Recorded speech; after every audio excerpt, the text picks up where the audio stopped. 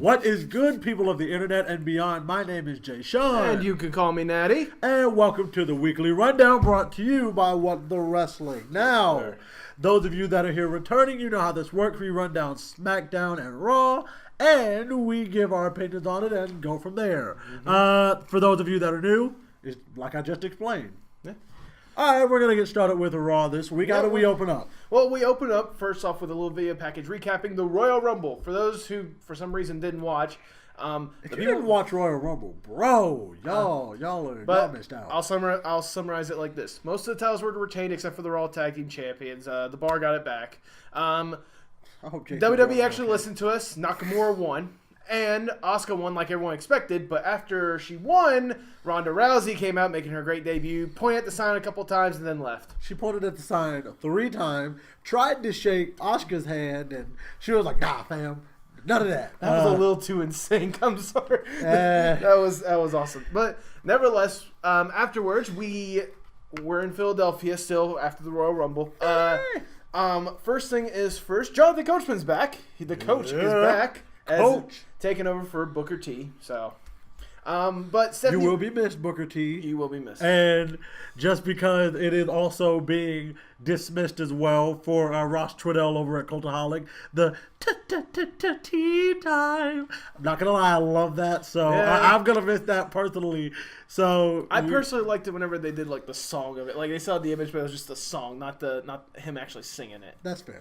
Anyways, but nevertheless, we start off with Stephanie McMahon. She comes out. She's talking about, the Women's Royal Rumble, how it was such a historic event, and how we're going to present the winner right now, Asuka. Historic. Did I mention that it was historic? Someone reset Stephanie. She seems to be a broken record. Anyways, so Asuka comes out, and Stephanie's like, well, before you get a chance, because of Ronda Rousey's interruption, Asuka never got a chance to choose which champion she wanted to go against. Because reasons? I guess she still could have. But the reason why is because Stephanie announced that before you pick who you want to go against at WrestleMania, at Elimination Chamber, we will have another historic event with the first ever Women's Elimination Chamber match for the Raw Women's title. Yeah, because, instead of just, kind of like subtly easing it in, it has to be like one of those groundbreaking achievements. Now, don't get me wrong, people. I love it. I love the fact that they are finally having a Women's Elimination Chamber match. I do. I've wanted that since not the first, but I've wanted that for a while now. I just don't think that each and every one of them deserves such a this is a groundbreaking achievement. Yes, the women are finally getting noticed. Well, they got to get a headline somehow. So. Yeah, I get it, but come on. Asuka, she says, well, I don't know what she says. Most of it is in Japanese, but she does end it by saying no one is ready for Asuka. Yeah. And that's when Sasha Banks comes out. She said that last night was a dream come true for her to be part of this historic match. Historic. But did we mention that it was historic? But she said that if anyone's ready for Asuka, it's gonna be her. You weren't even ready for the Bella twins, fam. You're not ready for Asuka. Well, to be fair, no one expects much from the Bella twins. Okay, so exactly why they weren't expecting them. Exactly. But the match was made for later on in the evening. But first, we had our first match of the night. I was gonna say one of 3 Elimination Chamber qualifying matches of that night. Braun Strowman versus Kane. In a last man standing match. Because they just lost to Brock Lesnar. Why don't we put them in another match to see if one of them can face Brock Lesnar? You love it. Anyways. I'm glad they finally did a last man standing match because I was like, what else is there for them to do? Hell in a Cell. They put each other... No, please. We have enough broken things already. We don't need Braun breaking other things. Well, speaking of Braun breaking things, he's making his entrance when we go to commercial break. We come back to commercial break, and he's already destroying Kane. I'm talking about they quickly get to the outside before anything really happens. As Brian Zane used to say, no entrance, no victory. Yeah, no entrance, no victory. But here's the thing. They make their way to the announcer's table, and Braun has the upper hand. He smashes Kane's good hand, gets him in front of the announcer's table. So essentially his choke slam hand. The choke slam hand. got my choke slam in hand. How am I supposed to win matches without my finisher? Yep. How am I supposed to run for mayor without this? Oh, God. But whenever you think that he's about to pick him up and slam him through the table, no! Braun flips the entire announcer's podium. Not just the table, the podium that it is established on. The stage, as they said Monday night. Did we mention that the stage was flipped over? Yes. God, Flipped over. The ref basically calls off the match, saying Braun is the obvious winner. Because there's no way that the cloth that was covering the bottom of the stage is gonna... Don't break the kayfabe. But you did it. How's he gonna run for mayor? As they try to get Kane out, Braun comes back out. He looks like he's about to do more, but he doesn't. However, Corey Graves comes out, which I admire the man's bravery. And he asks, why did you do what you did out there? And Braun just simply asks, I did my job. This was a last man standing match. Well, I'm the last man standing. That's fair, you know. That's fair. I get it. You can't really complain with logic. That's logic, you know. I don't see anybody else about to fight Braun's logic on this one. So yeah. But Kane gets wheeled away on a stretcher. We cut to backstage where Braun is just simply walking. Kurt Angle comes up to him and is like, Braun, what are you doing? Are you stupid? You put someone else's life in danger. I thought we talked about this. Bro. You couldn't, you need to be careful about what you do. And Braun's like, you know what?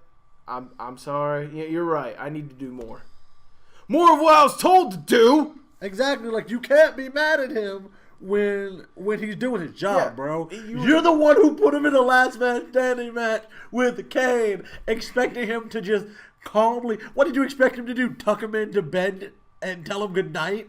Like, no! That's Braun Strowman freaking style. He doesn't do small. Exactly. For God's sake, he threw... What is his name? Kurt Hawkins. He threw him for like a good 10 yards, man. Come on. I was going to say, we can run down the list of Braun Strowman, but we already know how it's going to end. But after this, we had Elias versus Woken Matt Hardy for the second match for an Elimination Chamber spot. Hello, I am Jay. Sean. But you are not Elias. Put that down. Anyways, I want to start off by saying, Elias, please get a wardrobe person. What was he wearing? That it was like some like. He's a rock star, bro. He doesn't have to justify what he wears. I mean, true, but there's looking good. You know, there's looking like a rock star, and then looking like you just raided your grandma's pantry, and that's what it looked, or grandma's closet. That's well, what it sounds like you don't want to walk with Elias. Oh, don't doubt that I don't want to walk with Elias. I would always walk with Elias. But he comes out saying that he was disappointed that Cena eliminated him and goes into his song, basically bashing Philly. Whenever, obviously, the Woken graphic appears and Woken Matt Hardy comes out. I mean, for the most part, it was an okay match. There wasn't anything really to brag about this one. Woken! Yeah, no, really. Like, it was a good match. It was a good match, I will admit. The second of a lot of good matches that they had in the night. The big caveat, I'm sorry. Come on, you guys. Do you want to talk about this? Yeah, I got this one. You got this one? All right. Bray, right near the end of the match, Bray Wyatt's little weird thing that he does, flash in the arena. You go up on the screen. You see Matt Hardy looking. He's looking down the ramp, trying to be like, what's going on? Elias comes up, drift away, 1, 2, 3. Elias is leaving the ring. Bray Wyatt pops up on the screen. Come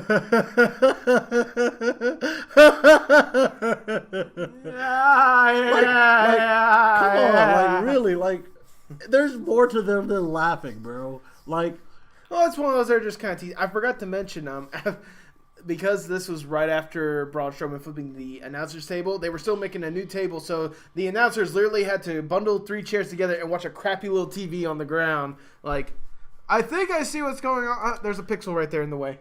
but what is literally happening, right there in front of them. It's right there. But nevertheless, as we get to the point, apparently Bray Wyatt versus Woken Matt Hardy is going to be a continuing feud, which I would like to see. I'm not mad. I mean, if we get them, if they take it all the way to the Hardy compound, I wouldn't be mad. Oh, I would. Imagine if that is the Elimination Chamber match, the new Final Deletion. Oh, that'd be so. Final Deletion Part 3. No. They gotta do something Part 4. or maybe they'll do it like the Awakening or something like that. That's what it'll be. The Awakening. Oh God. You watch. They call it that, and then you're gonna be feeling. I will rue the day. Yes. After this, we had a Miz iPhone promo, basically saying, Roman Reigns has his rematch clause. Well, I'm still gonna win. To which afterwards that led directly into the Miz versus Roman Reigns. Oh, we will definitely talk about those weird iPhone promo / graphics later. Oh, I think I know where you're gonna go with it, but yeah, you do. I will say, basically, okay, for most of this match, it was just basically Roman Reigns toying with the Miz. Literally, it was like Roman Reigns was looking like he was having no hesitation with Miz, like he was just having fun at this point. I will admit, Roman Reigns, I don't necessarily like you as a character, as a person. I probably would lose my mind if I ever saw you and like got this chance to see you and be friends with you. But for God's sake, bro, I will admit you got like one of the most devastating uppercuts. Like them things, they look deadly. No kidding. Like they really look deadly. There's one point to where Roman, he's chasing away the Miztourage with a steel stair, which smart on them to run away from. Yeah, the chair.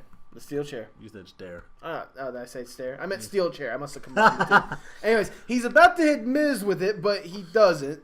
Because the ref is like, hey, bro. Yeah. It's lose your mind if you want to. That's something else I want to say. Just to get this out of the way. I thought about this. The refs, Monday night, and on SmackDown, that's why I'm going to just go ahead and say it. The refs were, one, way more vocal than they usually are. And two, they were actually standing up to these refs. And I thought that was just fantastic. Yeah. Whoever decided that they were going to let the referees actually have a voice and have a say-so, I give you 100% prop because that was awesome. Like the ref standing up to a 6'6" Roman Reigns and he's only like 5'10". Yeah. What the heck? Heck yes, I am all for that. Keep it going. I was gonna say, speaking of keeping this thing going, Roman gets a little too cocky with the Miz on the outside before the Miz shoves him into a post. We go to commercial. We come back. Miz locks Roman Reigns into a figure 4. Which Reigns reverses the pressure. Woo. Yeah, I know. Woo. Everybody, oh my God. Why did everybody, I get it. He's kind of the innovator of the move. I mean, he was kind of the one that was like his main finisher more than anything. It so. was. Yeah, exactly. That was kind of his move. The Miz tries to recreate the spot that he did whenever he won the IC belt of trying to get rid of the middle turnbuckle before the ref notices. The ref saw him this time. He was like, hey, bro, what are you doing? Yeah. Take that thing off. What are you doing? Reigns tries to get involved, like reaching over the ref to stop. Miz takes advantage while the ref is looking away to poke out his eyes. I mean, that was like the most aggressive eye poke ever. Like, he stuck like 2 fingers in this dude's eye. Like, this dude was aggressive with it. Like, he really was. He was like, yeah. That led to a skull-crushing finale. 1, 2, no, it was a kick-out. The Miztourage, they come back out trying to help. To more uppercuts. Like, they knew he was like... But as he is finishing off the Miztourage, the Miz actually wins off of a roll-up. So, yeah, Miz keeps his IC belt. I'm just hoping... don't keep... I'm hoping that this will lead to... I want to say I'm just hoping this is the last that we see of Miz and Roman Reigns for right now. You know how I really hope gets a chance at that IC belt? Who? Bro! I think they would do that. I would love to see that. After Elimination Chamber, I could easily see them doing that. I would love to see that. But after this, we had the Revival versus Heath Slater and Rhino. Quick match, the Revival win. Yeah, you already know. Shatter Machine on Rhino. Not Rhino, Slater. I think it was Slater. No, it was Rhino. Was it Rhino? It was Rhino. They got him because they talked about how they got the big man up. Yeah, true. But they were basically... But after the match, they had another one of their promos where they talk about being professional wrestlers. We aren't sports entertainers. We're professional wrestlers. They're talking about how people can't keep living in the past. While they still continue to talk about how they get their style from the past and how they get their mean streaks from the past. Yep. That is very true. Kind of like the pot calling the kettle black, ain't it? You know? Yeah, basically. Speaking of the past, we get to a video package of the Dudley Boys. They are announced the new Hall of Fame champion. I have a Dudley Boys shirt, and Devon Dudley liked my picture when I was wearing said shirt. Me and my friend, we dressed up as them, and it is so nice. My hat's off to you guys. You deserve it. Can't wait to see you guys in the future. Can't wait to see what the future holds for you guys. I know you guys have had one of the best tag team careers, and honestly, some of the best solo careers. Yeah. Arguably, you guys, we're not supposed to talk about those days in TNA, but as one of the most decorated tag team champions of all time, we appreciate you. Which is funny. I think that is so funny. How WWE has gotten to that point, and I know we're way off topic, but like they get to that point, they'll name drop Ring of Honor, New Japan Pro Wrestling, but they refuse to mention Impact Wrestling or TNA. They refuse. They would sooner name drop What Culture Pro Wrestling than they would Impact Wrestling, and I think that is so. Well, to be fair, that's not called Defiant Wrestling. Still. Anyways. But nevertheless, congratulations, Dudley Boys. Yeah, congratulations. After this, we have Finn Balor iPhone promo talking about how he's ready for his match with Cena tonight. After this, we had the amazing match everyone was waiting for, Sasha Banks versus Asuka.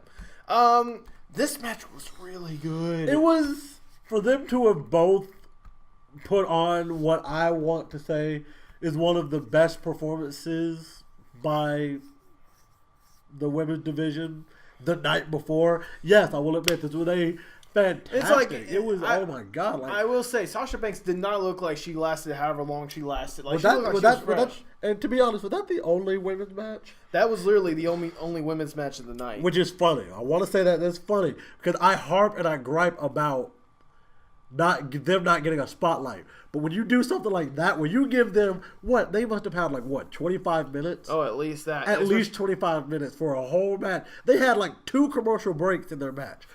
For God's sake, that's the kind of thing. I don't care if they only have one women's segment. Well, technically 2 because of the opening part. Yeah. But the fact that you gave them one match, but you gave them 25, 30 minutes to flesh out a whole match, to actually have a beginning, a middle, and an end, to tell a story. That's the kind of thing that's the type of thing I gripe about. That's the kind of thing I want to see more of, which I appreciate. Yeah, true. How about we actually get to the match?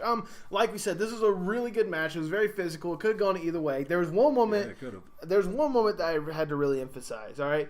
So Asuka's on the outside. Sasha Banks. Asuka's on the outside. Sasha Banks. She goes back. She goes for a suicide dive. I want to say that I think her knee patch caught the rope. It did, but I think the spot they were trying to go for was Asuka kicking Sasha Banks out of the air and her dropping immediately. Which, by the way, when the replay showed, I felt a lot more safe. But that instant drop, my initial thought was, Sasha, please don't kill yourself. Please don't kill yourself. Between her and Big E's spot, I swear. They are collectively becoming a collective version of Lita back in the day. Because I swear, Lita would kill herself. She almost killed herself this past Sunday, for God's sakes, with that moonsault or whatnot. Yeah, I don't know. That's her thing. Her thing is a really sloppy moonsault. But at the same time, I saw the one that she did whenever they when she and Trish main evented Raw. It looked a lot better than the one that she performed on at the Women's Royal Rumble. Because there was one point to where she was this far from the ring, and she was vertical with it, I got you. She was, anyways. Another big moment that I emphasize: Sasha Banks is on the ropes. Asuka goes for hip toss when Sasha moves out of the way, sending Asuka tumbling to the outside. And as soon as she gets up, Sasha Banks does her. Correct me if I pronounce this right. The Meteora. I think that's right. Yeah, Meteora to the outside, which again, nasty looking spot. But the way this match ends, again, like I said, this could have gone either way. Sasha Banks gets Asuka into the bank statement, and she holds it there for a good second. But which I've noticed, she doesn't do the backstabber into it that much anymore. 9 times out of 10, she'll just go straight into it. Yeah. Which I mean, it's effective. I mean, for God's sakes. True. It's kind of the bank statement out of nowhere, I guess. Out of nowhere. But as Sasha trying to readjust so that Asuka doesn't grab the ropes, Asuka, it was a beautiful transition from that into the Asuka lock to where Sasha Banks tapped out. Asuka keeps her undefeated streak. She had no choice but to tap out. And I mean, hey, I'll give it to her. Sasha, you struggled longer than I would have. Like, straight out. Like, you struggled for a good 30, 45 seconds. I'd have tapped out after 5. Like, she probably wouldn't have even had a good chance to get the lock in. Nope. I ain't going to sleep. Not today. Yeah. But yeah, like I said, Asuka wins. After this, we had a John Cena iPhone promo to where John Cena can make a good promo out of anything. Let's He just be can. honest. He can. I think he was just talking about When he's not so PG that he says mustard, flippy, mustard, whatever that was that he said that time. I know what you're talking about. Oh. But after this, we had the Bar, the brand new Raw Tag Team Champions, going up against Titus Worldwide. They finally answered what everyone was talking about for the past couple weeks of Titus Worldwide winning and they not getting a title shot. Worldwide. Speaking of, wait a minute, time out. Titus O'Neil, I have tweeted you about becoming a part of Titus Worldwide, and I get that you are a busy man, you are a busy businessman, but I would appreciate, man to man, professional to professional, if you would please respond to me on Twitter at WhatDWrestling, WhatDWrestling, or even on my personal page, which will be linked below. I was going to say, all links will be in the description. We at What the Wrestling would like to be sponsored by Titus Worldwide. Thank you. That, or personally just me. I'm a really big fan. We're both fans. Anyways, but this match, like I said, the Bar versus Titus Worldwide. Yes, I did it. If we don't get sponsored, it's his fault. You see that? You see? Hey, I'm showing enthusiasm, which is what Titus appreciates, okay? He appreciates results. Exactly. And we're getting results. How many subscribers have we gotten in the past couple of weeks? Like 12. Exactly. You're welcome. Anyways, but this match was for the tag team titles, which is surprising to the fact that Sheamus and Cesaro had just won them, and Jason which is how you knew they weren't going to lose them. Yeah. But you know, oh man, no, well I don't know. Like halfway through the match, I thought it could have gone either way. Honestly. It could have. It really. Well, I mean, like. You know, hell, right off the bat, Titus O'Neil was teasing. They were teasing Apollo Crews went for a freaking roll up within the first 10 seconds of the match. I was gonna say that was Titus. Titus was the one that was teasing the roll ups. Anyways, either or, they were teasing that Titus Worldwide would get the win with just roll ups right off the bat. But like throughout this whole entire match, they were looking like super loose. Like they were doing moves that I have not seen Apollo Crews do in a while. Well, to be fair, he hasn't had a chance to because a lot of the matches he's been put in aren't matches that he'd be able to do. But still, like consider like some of the matches that he's been put in, like when it was like him versus Elias a while back, or like some of the tag team matches that he's been involved in. It's like it looked like a standard tag team match. That's fair. Not like, you know, hey, let's do some cool stuff. I did put that Apollo looks to have bumped his neck at one point. I think. God's sake, that spot where freaking Cesaro sets him up with Sheamus, and it's like Apollo was possibly going for a Hurricane Rana, or Sheamus thought he was going to go for a Hurricane Rana, and Apollo thought that he was going to get powerbombed, so it was like a weird, like, Sheamus, like, fell forward a little bit, and it was like, what's going on? Apollo landed on, like, his shoulder neck area, and I was like, oh, yeah. But nevertheless, like, you know, as the match, like, got close to the end, I'm not going to lie, I was rooting for Titus Worldwide at one point. I thought they had the chance to win. But speaking of, before you get into it, I actually hope that they continue this feud. Agreed. I hope it's not a one and done deal for the title. Like I hope they come back next week and be like, oh yeah, we're still up 2-1, even if that one was for the tag titles. Sure, but either way, I do hope that they can continue this, maybe to Elimination Chamber. Yeah, I can see it. If nothing else, like have it be like a, you know, I guess a placeholder for something. Anyways, that's fair. But But sadly, as you would expect, the Bar win with their finisher, the whole entire white noise powerbomb thing or whatever they... The super white noise. The super white noise. But enough with that. Let's get to our Raw main event. Finn Balor versus John Cena for a spot at the Elimination Chamber. Yeah. What do you think of this match, Jay? Wow. For the first time ever, we got to see John Cena versus Finn Balor. Yeah. Yes. Wait, that's the Hurricane. But, I thought it was a really it was a very good match. The club came out beforehand. And I was like, what was the purpose of y'all coming out? Like y'all, yeah, true. You know, like would that just like to be hype men for Finn Balor? Which I get it, but you know, whatever. Balor, hey, you know this is Balor Club, so This is Balor Club. This is Balor Club. Anyways. I gotta work on my Irish accent. Yes. But I mean, like, but this was a really good match. Just like what we said with Sasha and Asuka, for them both to have gone through what was a really grueling match. For God's sake, Sami Zayn was in the match for 57 minutes and 20... No, that was Balor. That was in 57 minutes 38 seconds. You said Sami Zayn. Son of a bitch. Balor was in for 57 minutes and 38 seconds. He emphasized that in his iPhone promo. Yeah, 38 seconds. He was in there for that long, but he kept it going. Like, he had so much hype and energy. This match was so good. This man could... For God's sake, WWE, why do you continue to do that?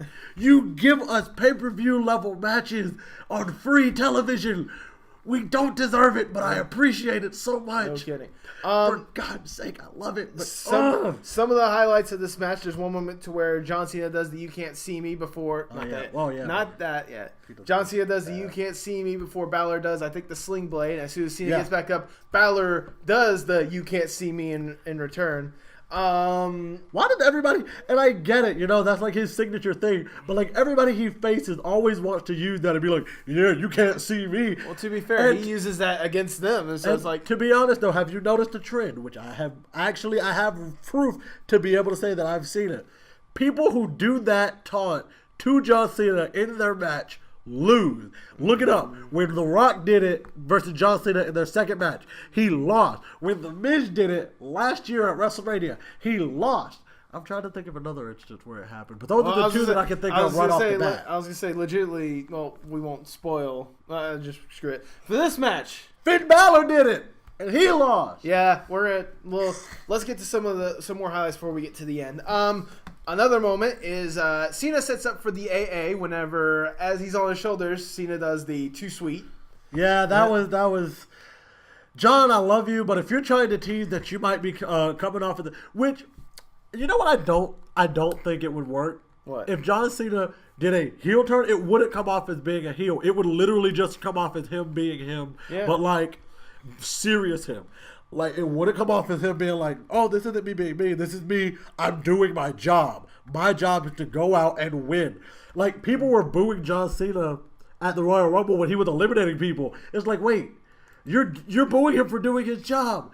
John Cena's job was to go out and eliminate people for a chance to have a championship match.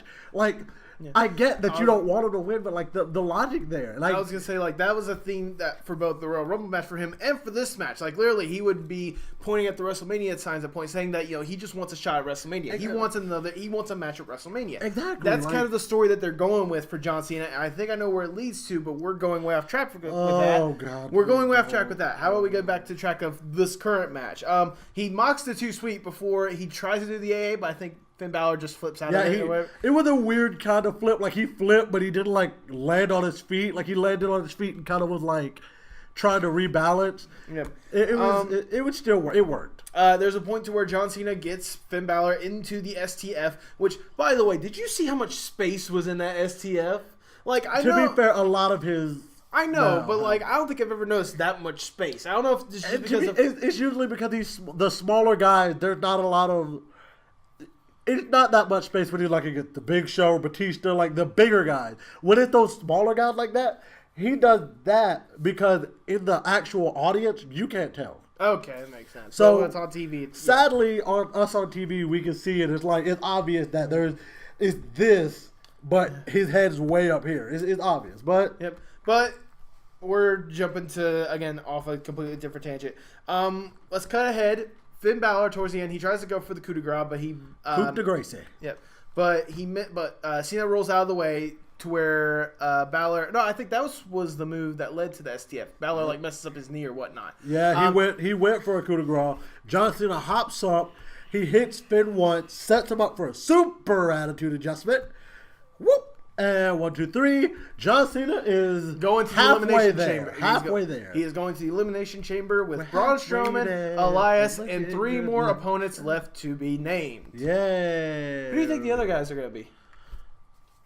I mean, we all know what one of them's going to be. Roman Reigns. Roman Reigns. It's gonna Roman be Reigns. Roman Reigns. I'm gonna go bold here. I'm gonna say Seth Rollins is gonna be one of the guys. Probably. No. Actually, since you want to go bold, I'm gonna say I don't think Seth Rollins. I think Jason Jordan. You think I so? really think because Jason's gonna figure out a way. He's gonna screw Seth out of his shot, and then possibly. Let's see. What's another like hot superstar right now? Well, we already got Elias in it. Yeah, we got Elias in it. Can't put the Miz in it because he has the IC belt. I mean, we could. We could, but let's be honest. After that match that he had with Roman Reigns, to be fair, that might be what they do. They put him in there. They put him in there, and then he could set up. They could set up a thing for WrestleMania with one of the other superstars. You don't know. Anyways, but with that, that's the end of Raw. What'd you think of Raw? I thought it was really good. I thought it was for it to be the Raw coming off of a Royal Rumble. Usually the post pay-per-view shows aren't that good. Like they're good for like wrapping up stories and or setting up new stories, but they aren't good for like being 100% entertaining from start to finish. This Raw kept me entertained from start to finish. So I thought it was really good. But I mean, nevertheless, I think they established the points that they want to when it comes to the Royal Rumble, and they're setting up what they need to for the next pay-per-view and up to WrestleMania. I appreciate that. But how about we go from Raw, and let's move on to SmackDown, where we start off with a person we know is going to WrestleMania, Shinsuke Nakamura. He opens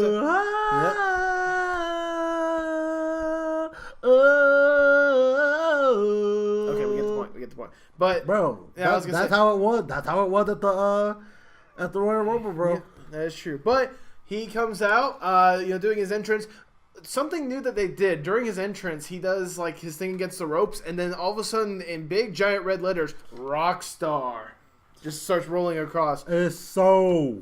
It's interesting. Dreadfully stupid. It's interesting. I actually kind of like it. You know what it reminds me of? It reminds me of if I, as a high school student, was trying to make my presentation in Windows Movie Maker look flashy, so I decided to make big old letters go right across the screen. I mean, it's awkward and such. I'm not gonna lie. It'd be like if I freaking put What the Wrestling like right in front of us right now. But I mean, still, it's one of those. It's new. It's interesting. It's different. So who knows? I guess so. But nevertheless, he gets in the ring. He has a mic, and he's talking about the superstars that he eliminates. Sami Zayn, knee to the face. John Cena, knee to the face. Roman Reigns, knee to the face. And at WrestleMania, AJ Styles, knee to the face, new WWE champion. But who else interrupts but Kevin Owens and Sami Zayn. They come out and they said that they were scripted. I'm sorry, whenever you did that noise, it sounded like a balloon deflating. I'm sorry. That's legitimately what it sounded like. Anyways, there we go. Either way. Anyways, but they said that they were screwed out of their title because they showed like the replay. The referee decided that this much space in between hands warrants a tag. So the referee said it was a tag. It was a tag. But except, they did that thing like 2 weeks ago where the referee called it, and then another referee came from the back and was like, but it wasn't. No. I know. Let's just Everybody else gets to call it out. We're gonna call it out too. Anyways, I was gonna say, but Kevin Owens is like, you know what? We're getting another shot, and you know what? You're not gonna be faced off against AJ. You're gonna be faced off against me, against Kevin Owens and Sami Zayn. To where Shinsuke is just simply like, AJ, I am a winner. You guys are losers. Ha! AJ, you are a loser. Happy Father's Day. Happy Rusev Day. Happy Rusev Day. And we'll get to Rusev Day in a moment. Yes. But AJ, he comes out. He claims that the WrestleMania match between him and Shinsuke is definitely happening. But for the night, he wants to team up with Shinsuke against Kevin Owens and Sami Zayn. Kevin Owens and Sami Zayn, they leave. Then they tease coming back and making the match. Look at each other? There. Look at the screen and go, nope. But before they had a chance to really get away, AJ and Shinsuke, they both attack the KO and Sami Zayn. Yep. So basically, that sets up. We're gonna have that match. What we got is after. Okay, so we go to commercial. We come back. They're showing the New Day entrance, but in the middle of the New Day entrance, they cut backstage. Kevin Owens and Sami Zayn, they're saying that they deserve another chance because they were screwed out of the title. Yep. Daniel Bryan, he said, you know what? That tag match that they were talking about earlier, it's happening. But next week, we will have a number one contendership match to see who will be for the number one contender for WWE title going to Fastlane. And it's going to be Kevin Owens versus Sami Zayn. Fantasy booking time. Boom, bop. We're stopping this right now. Okay, fantasy booking. Next week, Sami Zayn beats Kevin Owens. Goes on to Fastlane. He beats AJ Styles through some chicanery by Kevin Owens. But Sami Zayn says, I did it all on my own. I did it, not you. I'm the champion. Screw you. They break up. Whoop. They go on whatever. Sami Zayn, Shinsuke Nakamura, WrestleMania. Book it. I'm going to go into my own little fantasy booking thing right now. That's not exactly what's going to happen. Next week, Sami Zayn and Kevin Owens, they have their match. It ends in some screwy kind of finish, a.k.a. double count out, stuff like that. To where, at the very least, it'll be a triple threat match. Oh, AJ versus Kevin Owens versus Sami Zayn. To where everything's all off the board. Anyways, we go back to, like I said, the New Day in the middle of their entrance. What was announced is there is a fatal four-way for the number one contendership for the U.S. title against Bobby Roode. It's Kofi Kingston versus Jinder Mahal versus Zack Ryder versus Rusev Day. He is the aided English to my Rusev. Yeah, people like my singing. Yeah, and they like. But who are they chanting for? Rusev. English. Anyways, but yeah, you got that one guy in the cheap seats with a sign that's this big saying "Happy English Day." I like you, fan. Anyways, no. But Bobby Roode's on commentary during this match, and like it starts off as a pretty solid match. One of the best moments I have to say, Big E and Xavier Woods, they're just tossing pancakes at Corey Graves, just teasing him on with the that was, as Ross Twiddell said, because I love to name drop people. I can tell. Pankaki. Don't say that. Hit him with a pankaki. Anyways, demonetized. There's a moment to where Jinder Mahal is on the outside. Kofi Kingston does a suicide dive onto him, and then Zack Ryder in the ring. He goes for a suicide dive onto them, and then Rusev, he's in the ring. He's teasing it. He bounces. He goes to bounce off the rope, but who stops him? But one of the Singh brothers. It's Samir, I think, because I think Sunil's the one that's hurt. Sunil's injured. He tore his ACL. Yeah. Oh, that sucks for him. But the New Day, they start getting involved, saying, "Hey, why you have to interact with that?" Sunil accidentally spills Big E's pancakes. Meanwhile, and like it looks like everything's about to happen. Aiden English is involved for some reason. The ref pushed him into. Oh, okay. He pushed him into Big E to make him spill the pancakes. Right. The ref, he gets involved. And he's like, all four of you. Sorry, you, and you. Go to the back. Get the out. Thank you for censoring yourself. Of course. I was about to do it too, but I was like, you know what? I won't. Get the freak out. Fine, I will. Actually, I won't because we have a show to do. No, I can do this. No, I'm joking. Hey, I'm joking. I know you are. I know you're joking. That's the best we can do. We need champions. We need championship belts of our own. Brian Zane, whoever got you a championship belt, please talk to them about getting us like a tag team version with our like logo. Let's keep going. AKA, can you get us free legit belts? No, I don't think it's gonna work like that. No, seriously though. No, pull some strings. It might happen. No, I don't think it's gonna happen. I'm sure he had to pay a good bit. Anyways, some of the good moments, because this match was a really good match. It was. I really like this match. SmackDown, you held up the gauntlet. I love it. Yes. One of the best moments. Another moment. Rusev is in the corner. Zack Ryder, he goes for the broski boot. Gets that before Jinder Mahal super kicks him out of nowhere. Yo, that was a great sequence. Like, what? It was flawless. Broski boot. Big boot out of nowhere.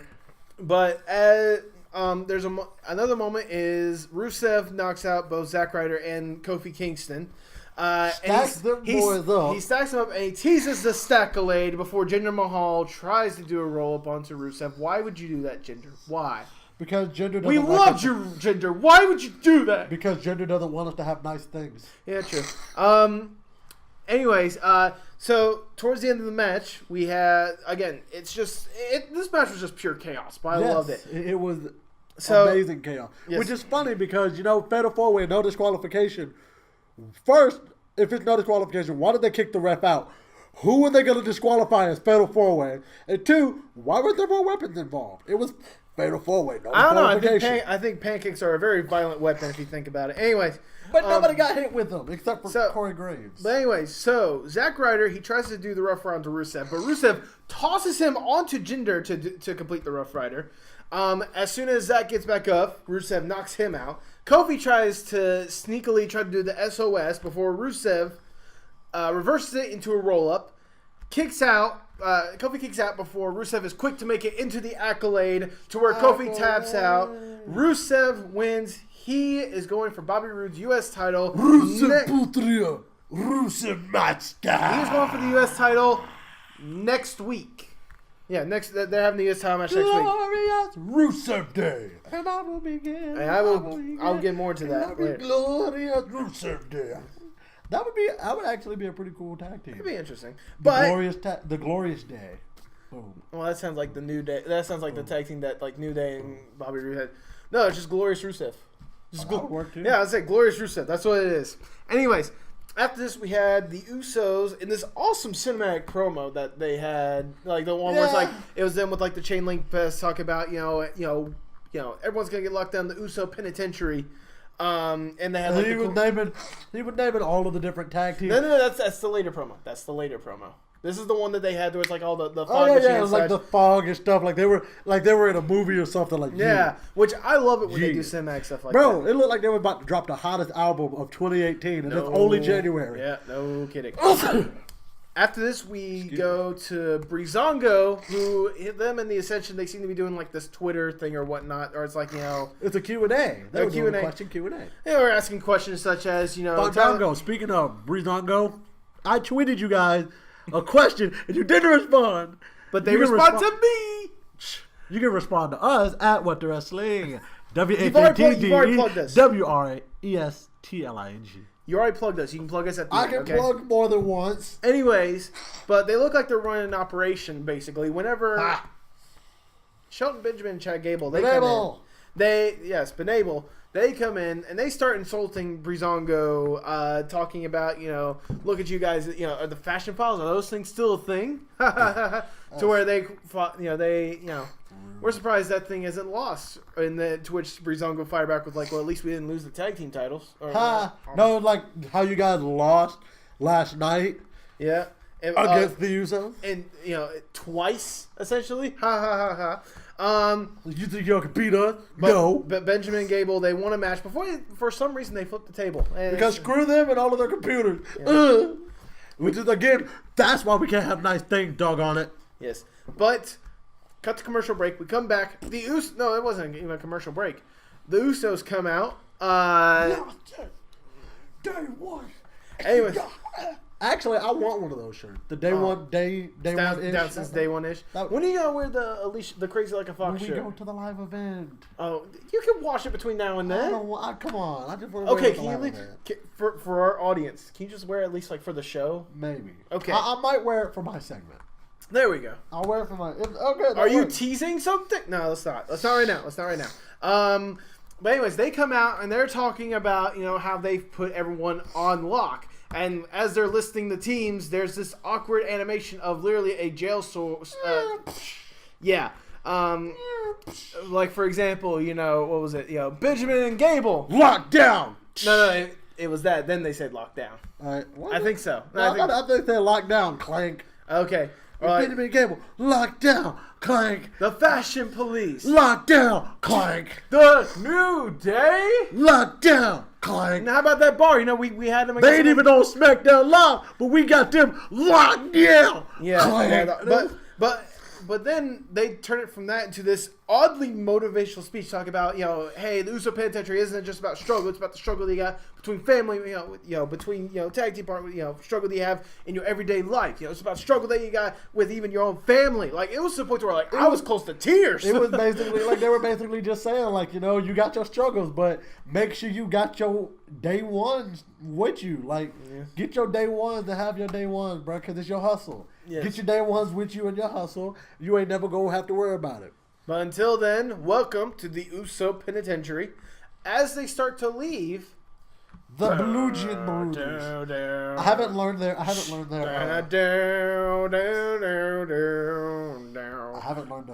I can't sing it. Yeah. Oh yeah, that yeah. I kind of recognize the. Either way, the Bludgeon Brothers, they come out. BLUDGEON. And, you think that they're going to attack, but actually they're just setting up for their next match. But they have this look on the towards the Usos. Yeah. I hope which is teasing. Oh, my God, they tease. They're teasing. I don't think they're actually going to pull the trigger as far as letting them have the tag title. No, I think it's time. Simply because the only tag team, actual, legit tag team that they faced has been Rizzato. So, give them chance to, beat up Benjamin and Gable and the Ascension and well, you know what? They definitely had a chance to showcase their talents because you know what they had tonight, Jay? Don't. They had a squash. They're the Bludgeon Brothers' new favorite side. This squash. Yeah, it was a squash match. Of course it was. After this, we had another iPhone thing of Daniel Bryan. He made the announcement of the SmackDown Top 10. Now, it had been announced earlier on the day.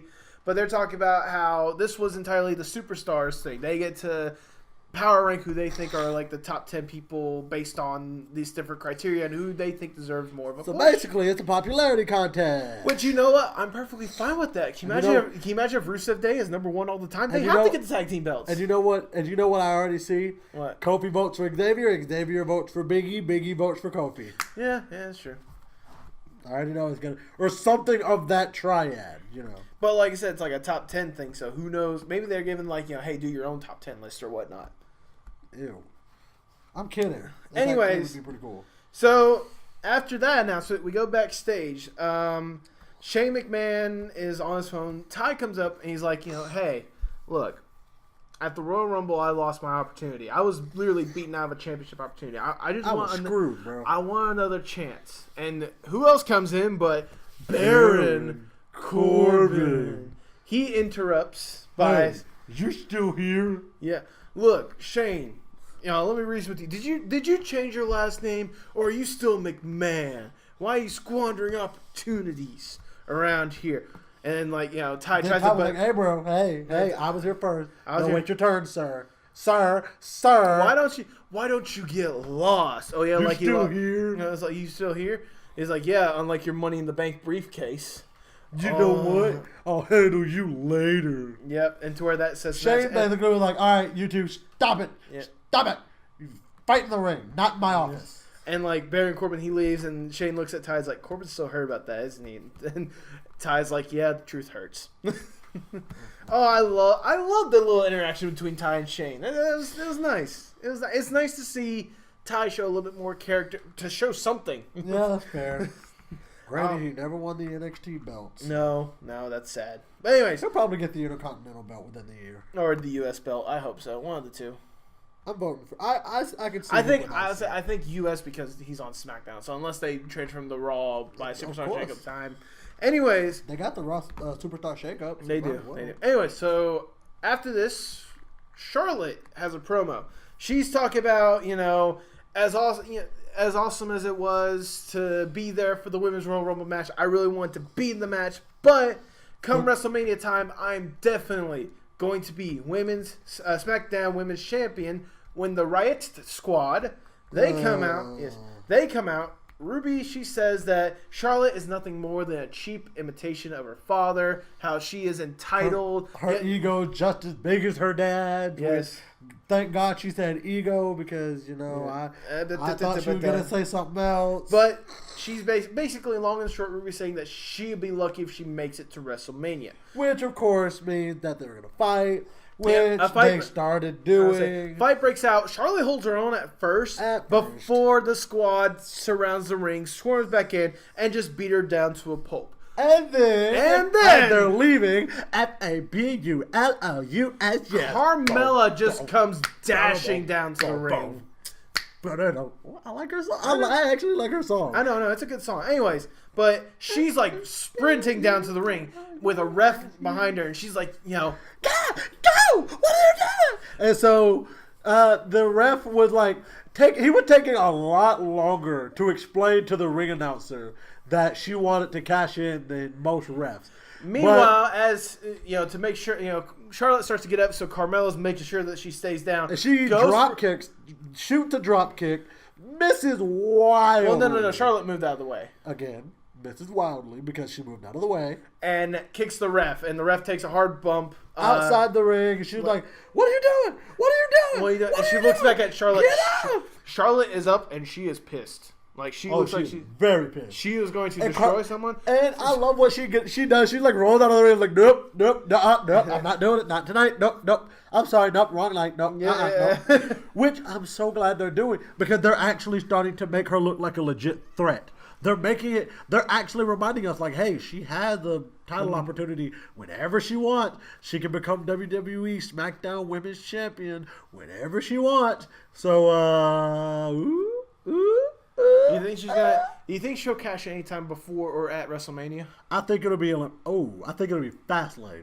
You think Fastlane? I think Fastlane because Charlotte is going to have a match against one of the Riot Squad members. She's going to get her Probably Ruby. Going to get her butt handed to her because they're going to cheat their way to a win. Then after the match is over, Carmella's going to storm the ring. She's going to be successful in the fact that she's going to use her briefcase on Charlotte one good time for the one time, then cash it in, and there we go. I just hope that there's at least one successful cash in because we already had one failed one with Baron Corbin. I like how he became the third person ever to cash in and be unsuccessful. I do want to say I like how Baron Corbin was like they talked about Baron Corbin's failed attempt the same night that Carmella basically messed up her attempt. Yeah. Anyways. We cut backstage. AJ and Shinsuke, they're talking about their match or whatnot. Whenever Shinsuke, he's not worried. Shinsuke is not worried about tonight's match. He was like, "I'm gonna beat you at WrestleMania." Well, what are you talking about? We got a game plan. Tonight's match. I'm gonna beat you at WrestleMania. You're joking with me, right? You're just kidding with me, right? I'm gonna be WWE champion. We got tonight. Yeah. He's like, I am going to beat you at WrestleMania. No. He's like, he does say, I'm kidding, but just listen to me. We got this. After this, we had the match. I can't wait, and I way ahead of time. I think Shinsuke is gonna win because. Oh yeah, of course he has to win. He has to win. They wouldn't set this whole entire thing because this is a money match, and the only by the quote unquote internet virgins. But they're the ones that paid us to watch the WWE Network and pay for all the AJ Styles and Shinsuke Nakamura merchandise. That is true. Anyways, that is true. Anyways, we get to the match that everyone was waiting for: Ty Dillinger versus Baron Corbin. Oh, wait.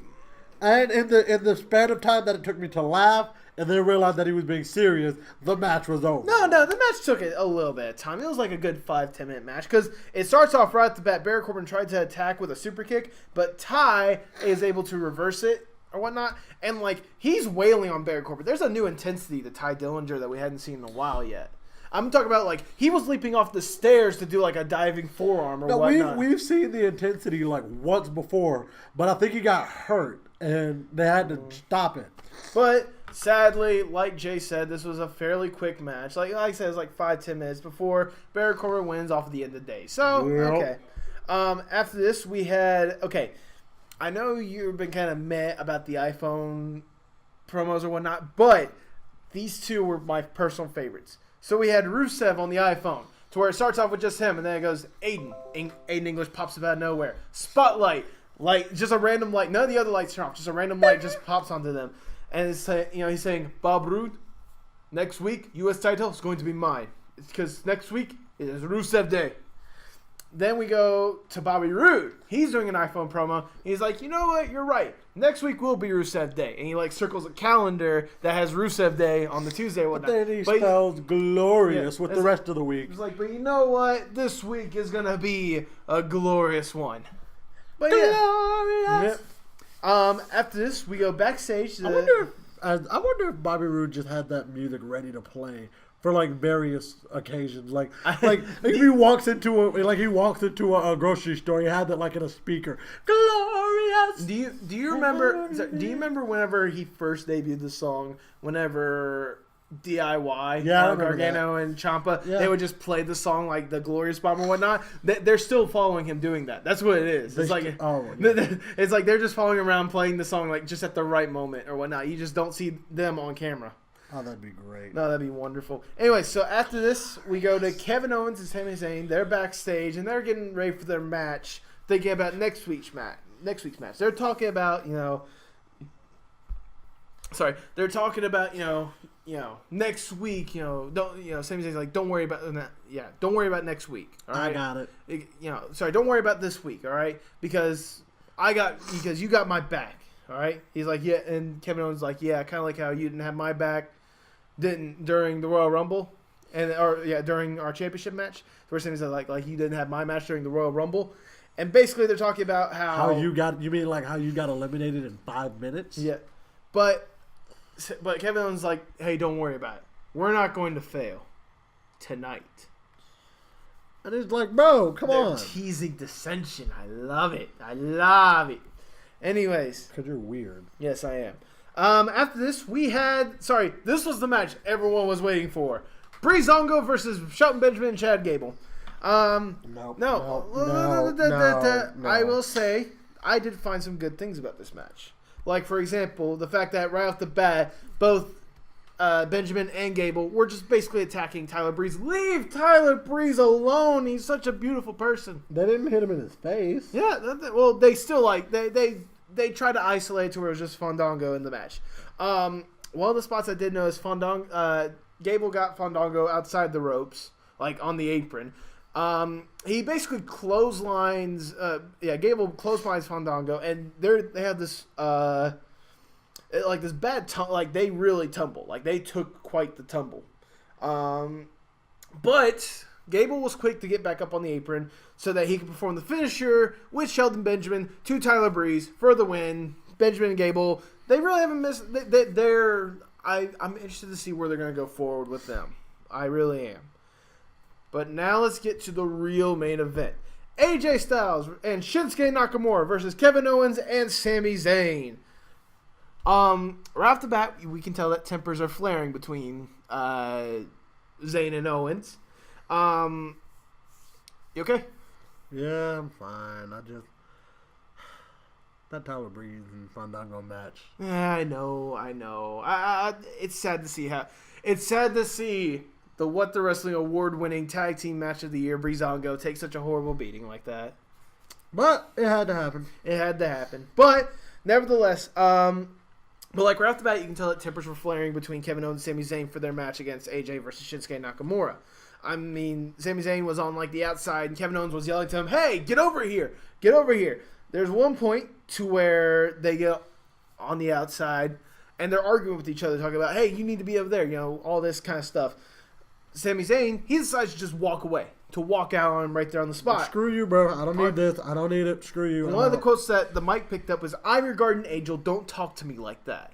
You remember the whole entire guardian angel thing right after Hell in the Cell? Yeah, I'm your guardian angel. Don't talk to me like that. It's getting to his head. I mean, it's true. They cut the commercial break. They come back. Kevin Owens is in a horrible situation. AJ Styles goes for the pin when guess who comes back? Sami Zayn! The Guardian Angel has returned! The Guardian Angel who's getting really pissed off, but is still around. Kind of like my Guardian Angel. Yep. Who's your Guardian Angel? Am I your Guardian Angel? Anyways. You're too loving. That's what Guardian Angel... Anyways. You're too loving to be my Guardian Angel. My Guardian Angel would have already smacked me about 5 or 6 times for things I've done just today. Look. That's because I wasn't around you long enough to smack you 5 times this day. Oh, you smacked me. We fight. Let's go. Don't even do it, bro. I know. I'm just kidding. Anyways, but so Sami Zayn gets involved with the match. There's one point to where Kevin Owens is like, tag me in! Like basically what any person would do during a match with their created superstar in WWE 2K. Yeah, no, really. Like, and for those of you that literally haven't gotten the game, just look up a video of like when you have your superstar like wanting to be tagged in, they will be like the most over the top, like right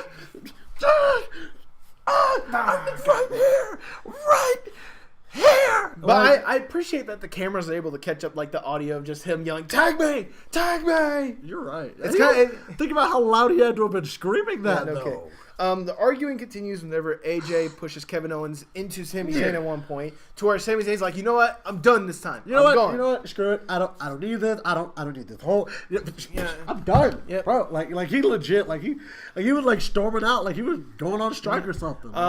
But Kevin Owens, he's like, you know what, I got this. He goes for the pop-up powerbomb, which is reversed into a Pele kick by AJ. AJ tags in Nakamura. He does a corner knee strike from the middle rope. Kevin Owens tries to escape the Kinshasa, but AJ is quick to attack him, bring him back in. Nakamura does his Kinshasa. 1, 2, 3. AJ and Nakamura, they get the win. And then we go backstage to whoever. I actually don't know. I think it's Charlie. I think it was Charlie Caruso. And we go back to Charlie. Anyways, but she's like, "Is this the end?" Sami Zayn. And he was like, "Hey, bro, what up? Why'd you do that? What's up for next week?" And she's like, yeah. Screw my he's still my friend. I still love him to death. But he's had plenty of opportunities. He's had plenty of chances. He has gotten everything that I have wanted. I deserve this. I am gonna win next week. Essentially, that's what he says. Because literally he says that it's his time for a championship. Which is why I continue to argue that he is going to win the WWE Championship before the end of this. Who knows? Maybe. But, nevertheless, that's how SmackDown ends. Overall, I think it was a pretty good week. I mean, coming off the Royal Rumble, they really kind of kept people's attention and such. By the way, I just want to quickly acknowledge 205 Live. They finally took care of the stuff. You okay? Mine. That is mine. Quick note to 205 Live. They took care of the whole situation with Enzo Amore not being the champion anymore because he was fired. Okay. They're going to be having a tournament. 205 Live tournament, Cruiserweight. Kind of like Cruiserweight Classic, but not really. It's going to go all the way up until WrestleMania, where they will have the final match to determine who's going to be the Cruiserweight champion. 16 competitors, single elimination. Okay, and they also introduced the new general manager, formerly known as Rockstar Spud, Drake Maverick. Oh my goodness, I am so happy. Okay, I'll say one. I did not. I don't know why I didn't think of it, but like now that they made the announcement that it's Rockstar Spud, aka Drake Maverick, it makes perfect sense. Drake Maverick. He was so orange, like he was oranger than Donald Trump, arguably. How about now that we got that out of the way, how about we go to our Superstar for each show and our Match for each show? Superstar for each show. So, do you want to start with Raw? For Raw, I'm going to give the Superstar of the night for Raw this week, John Cena. John Cena. Would you like to say? For the absolute reason, just because he's gotten up into his career where, even though he claimed that, he's just getting started, we may have 5, 6 good years tops that he could continue to put out these level matches that he's putting out. And to put out to be able to put out those good matches, and to be able to put out a good match with Finn Balor that he's never wrestled before, never been in a match. Well, I can't say he's never been in a match with him because they did the Royal Rumble and Survivor Series. But even then, they never got a chance. They never got a chance to interact. Right, because John Cena was eliminated before he got the chance to. Yeah, true. But still, never. He was eliminated by Finn Balor. Yeah, see. But no, I think he's doing a lot of good work. He's gotten to that point now to where he's kind of. And I know some people are going to get at me for this. He's kind of being like how The Rock was towards the end of his real WWE career before he went off to do movies in the first place, where he's kind of like, I don't really care. I'm going to do what I do. I'm not going to be exactly cut and paste how they want me to be in the back. I'm going to put my own flavor into this into John Cena, the character. I'm going to put John Cena, the person, into John Cena, the character, and it's relating. And arguably, I think this is what he needs to ensure that he has another good run in the WWE. I think this is exactly what he needs. Okay. Well, while you gave the Cena, I'm going to give it to another superstar. I'm giving it to Sasha Banks this week. Okay. For Raw. I completely get it. Look, it's one of those, like, sometimes you forget how good some competitors are. Just mainly because, like, they get buried in, like, certain storylines and such. Yep. And, like, Sasha, she's usually good whenever she's in the ring. Yep. But this week, she was basically given the chance to go out there and give it her all, and she gave that and so much more. Yep. Like I said, the spot where she tripped over the ropes or whatnot, bro, I thought she was legitimately hurt. Like, and the fact that they were able to sell it so good, and the fact that this match, first off, the match alone that she had with Asuka, this could have been like a pay-per-view match. It could have been. I like how they put out these like pay-per-view like matches, but the fact that she's willing to put her body out there and to put up a really good competition against Asuka, I'm giving Sasha Banks my superstar for Raw. Now for SmackDown. I'm going with Carmella. You're going with Carmella. Would you like to explain that interesting choice? Goodness, I'd love to, because Carmella has done such a good job with really selling, especially this week. She's done such a good job selling and getting over the fact that she still has that briefcase, that she still can at any point cash in her Miss Money in the Bank briefcase to become the WWE SmackDown Live Women's Championship. So I think that she deserves to be Superstar of the Night for SmackDown. All right. Well, while you're giving it to her, I'm going to give it to a kind of obvious choice. I'm giving it to Rusev. Of course. Look, first off, it's Rusev Day. So happy Rusev Day to you. Happy Rusev Day. You cannot disrespect Rusev. Day. Honestly, I don't need music for mine. Thank you. Anyways, but no, the fact that he came in and he put up he was part of a really good match for that number one contendership for the US title match. I hear it. There's no music though. It's very soft. Could you hear it? Anyways, no, but the fact that he came in, put in a really good match, and in that match, honestly, any of the guys could have won. I could have seen any of them getting win. Zack Ryder, I thought at one point he had it whenever he put that when he did the Rough Rider, like that super Rough Rider. But the fact that Rusev came out of this thing looking good, and then to have a promo afterwards that just encapsulate what Rusev Day is all about, Rusev Day. I appreciate that. But nevertheless, I'm going to give Rusev my superstar of SmackDown. Alrighty. Let's get to the match of the week. Oh, we're just going on? We're going to do just a match of the overall week. Man.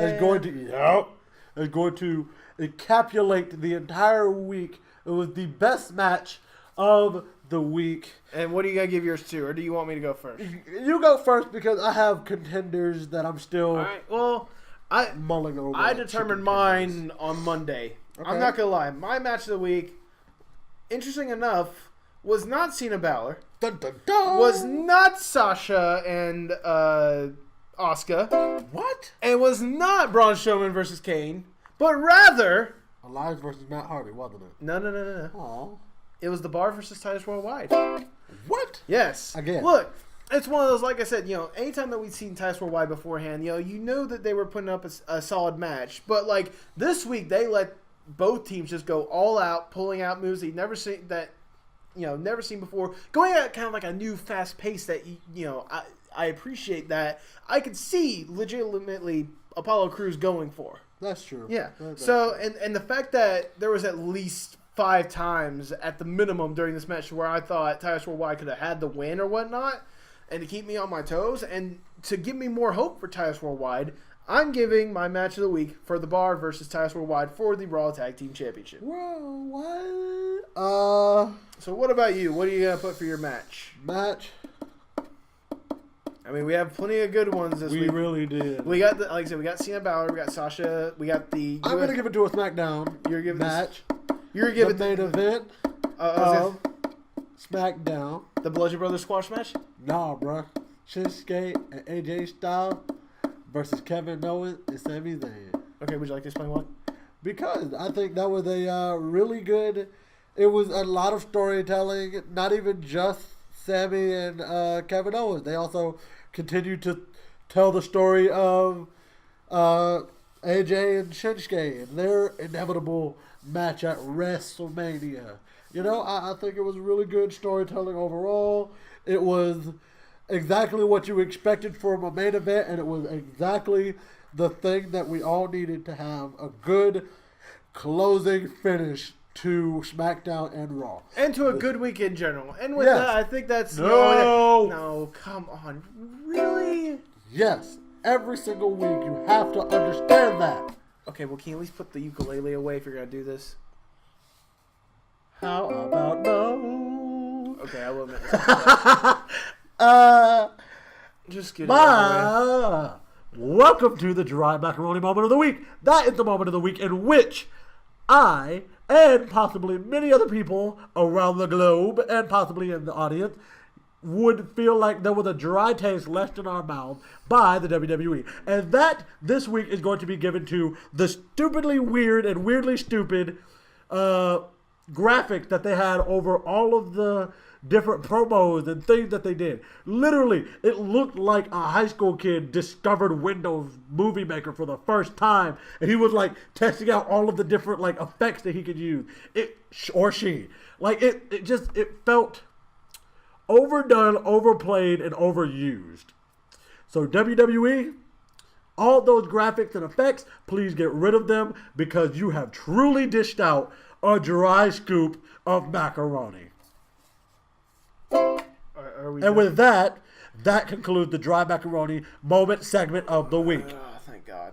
Okay, so with that in mind, I think that's everything, right? Yes, it has been. Can we be serious for like the ending or whatnot? Fine. Thank you. If you guys enjoyed today's episode, why don't you go ahead and give us a thumbs up down below. Comment your favorite parts of this week. If you have something that you disagree with us about, go ahead, let us know in the comments, or you can hit us up on Twitter because we have those. They will be linked in the description. And also, would you please continue to tune in because we have a lot of segments that will be coming to the show, be coming to the channel in the forthcoming days and weeks. So, with that being said, I'll say definitely keep an eye out for our new show, the Perfect 10 Roulette. 10. Yes, 10, I'm aiming. 10. I'm personally aiming to have those released every Saturday. I think that's a very good time to have those things released. Yeah. Plus, I mean, no one else is doing anything on a Saturday, so why not? But yeah, but keep an eye out because we definitely got that and so much more to come. Yep. But with that being said, the results for the predictions. Right. We tied up. We actually tied up. Yes. Actually, I'm surprised about. We ended up tying up. I literally thought it was going to end up being a point different, but we ended up tying up. So it's like if you look back at the predictions and such, you know, even coming down to the surprise entrance, you know, it really came down to just we were like everything that one person would get right, the other person got wrong. Yep. So yeah, I would say to be fair, like 90% of the matches we agreed on. So maybe Elimination Chamber can get different results. Maybe somebody doesn't have to get slapped in the chest. I'm gonna get that smack on your chest. Oh, please. Oh yes, sir. No way. Actually, you know what? If you guys can think of a different punishment for our next prediction, let us know on Twitter. Yeah. Because please, nobody deserves to get slapped in the chest if they don't want to be. Well, that's the part of a punishment. You don't want it, but you gotta take it no matter what. Still, I'd rather like drink raw eggs or something. Okay, then we'll make that the punishment. You're the one that offered the option. But how about we bring this net back? All right, but like I said, that. With that being said, I've been Jay Sean. I've been Natty. You guys have been awesome. Holla at your boys. Hasta luego, mi amigo. Yeah.